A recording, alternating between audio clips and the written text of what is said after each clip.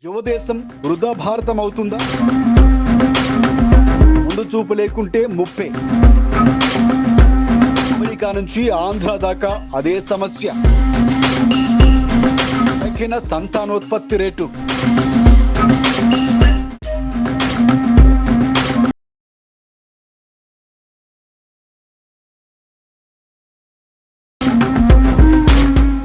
భారతదేశంలో సంతానోత్పత్తి రేటు 2.0 కంటే తక్కువగా ఉంది. ఇది జనాభా పెరుగుదల స్థిరీకరణను సూచిస్తుంది. 2050 నాటికి భారత్ జనాభాలో వృద్ధుల సంఖ్య పెరుగుతుందని అంచనా వేస్తున్నారు.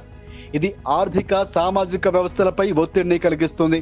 ముఖ్యంగా ఆరోగ్య సంరక్షణ, పెన్షన్ వ్యవస్థల్లో ప్రపంచవ్యాప్తంగా సంతాన ఉత్పత్తి తగ్గుతున్న నేపథ్యంలో భారత్ తన యువ జనాభాను నైపుణ్య శిక్షణ, ఉపాధి ద్వారా బలోపేతం చేయాలి. భారతదేశం శక్తే యువత. యువ భారతమే దేశ పురోగమనానికి సంకేతం. ఇంతెంతై వటుడింతై అన్నట్లు ఎదగాలంటే యువత ఎక్కువగా ఉండటం దేశాభివృద్ధికి అనుకూలం. వారిని అన్ని రంగాల్లో సద్వినియోగం చేసుకుంటే దేశ ప్రగతికి ఢోకా ఉండదు.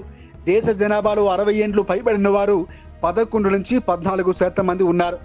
ఇది 2050 నాటికి 20% పెరగవచ్చని గణాంకాలు చెబుతున్నాయి. అంటే మరో 25 ఏండ్లలో వృద్ధుల జనాభా దాదాపుగా 30 నుంచి 34 కోట్లకు పెరిగే అవకాశం ఉంది. ఇప్పుడున్న యువతే 2050 నాటికి వృద్ధులుగా మారుతారన్నమాట. ఈ లెక్కన ప్రపంచంలో యువదేశంగా ఉన్న భారత్ మునుముందు వృద్ధ జనాభాకు చిరునామాగా మారనుంది. కేంద్ర గణాంకాల శాఖ విడుదల చేస్తున్న women and men in India 2024 నివేదిక ప్రకారం జనాభా పెరుగుదల వార్షిక సగటు వృద్ధి రేటు కొన్నేళ్లుగా తగ్గుతోంది. 1971లో గరిష్టంగా 2.2%గా నమోదైన జననాల రేటు 2036 నాటికల్లా 0.58%గా పడిపోయేలా కనిపిస్తోంది.